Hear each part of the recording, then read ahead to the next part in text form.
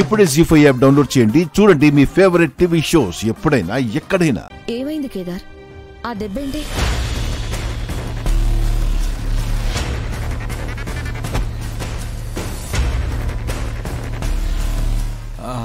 Bike skid అయిందక్క, దాంతో కింద పడ్డాను.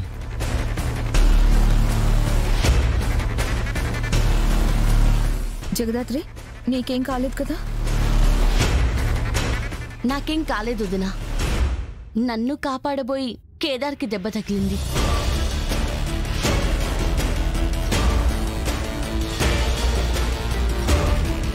దేవుడి దయవల్ల ఈ చిన్న దెబ్బలతో తప్పించుకున్నారు.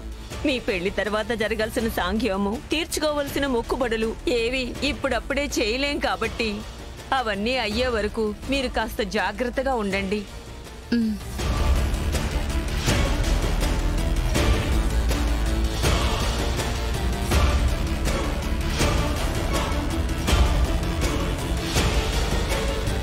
నేను దాని గురించి మాట్లాడదాం అనుకుంటున్నాను నానమ్మా. కేదార్ జగదాత్రిల సాంగ్యం రేపే జరిపించేద్దాం.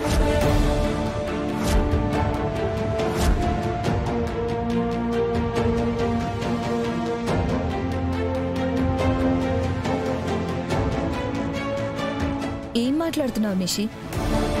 ఇలాంటి సమయంలో సాంగ్యం జరిపించడం ఏంటి? నిషిక కరెక్ట్ గానే చెప్పుండది కౌశికి. అయినా అశుభం జరిగిన ఇంట్లో శుభకార్యం జరగడం మంచిదే. కరెక్టే అత్తయ్య గారు. అలా అని మీరందరూ ఇంత బాధలో ఉంటే మమ్మల్ని సంతోషంగా సంబరాలు చేసుకోమంటారా? పెద్ద కర్మ అయ్యాక చూసుకుందాం లేపినే. ఇప్పుడు ఇవన్నీ ఏమొద్దు. కరెక్ట్ అక్క.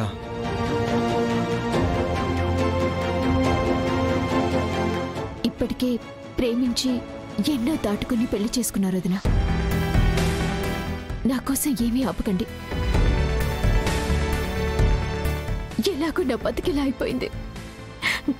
కనీసం జగదాత్రినైనా హ్యాపీగా ఉండమనండి.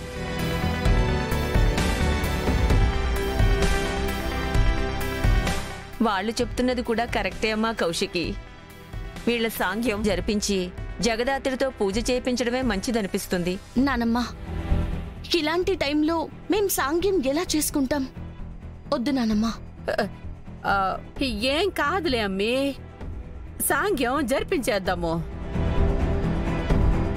మా కౌశికి మా అందరినీ కాదని మీ పెండ్లి చేసుండది. అలాంటిది సాంఘ్యం ఒక్కటాపి ఆ కష్టమంతా ఎందుకు వృధా చేయడం?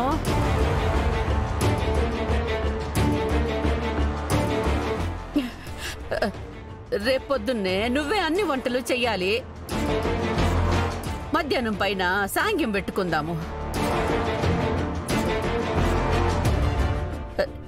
ఏమంటావు కౌశికి?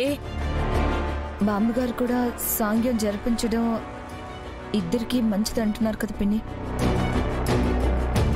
అలానే కాని చేద్దాం.